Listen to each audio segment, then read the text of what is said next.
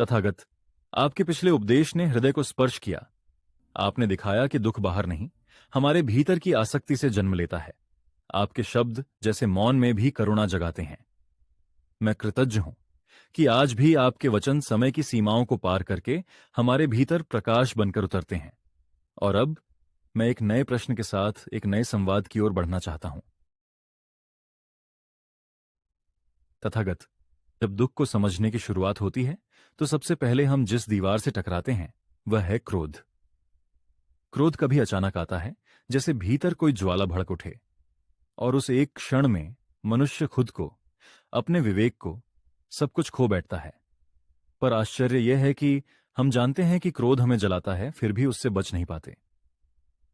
तो बताइए तथागत, क्रोध इतना तीव्र क्यों है? यह हमारे भीतर जन्म कैसे लेता है और क्यों हमें स्वयं से दूर कर देता है?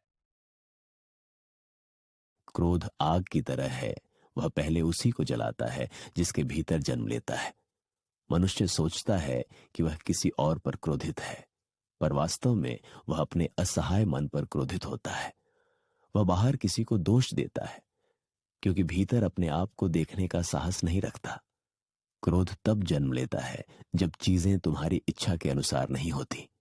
तुम चाहते हो संसार तुम्हारी तरह चले, और जब ऐसा नहीं होता तो भीतर की पकड़ तड़प उठती है। वही पकड़, वही नियंत्रण की चाह क्रोध बन जाती है।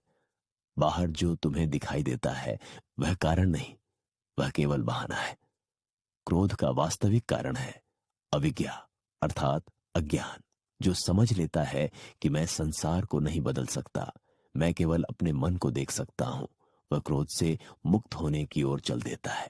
क्रोध का प्रतिकार मत करो, उसे केवल देखो। जैसे कोई व्यक्ति अपने भीतर उठती ज्वाला को निहारता है, बिना भागे, बिना प्रतिक्रिया दिए। देखते देखते ही वह बुझने लगती है, क्योंकि क्रोध को ईंधन मिलता है तुम्हारी पहचान से, तुम्हारे मैं से। जब तुम कहो यह मेरा क्रोध है, तब वह जीवित रहता है। पर जब तुम कहो यह केवल एक क्षणिक भावना है, तब वह समाप्त होने लगता है।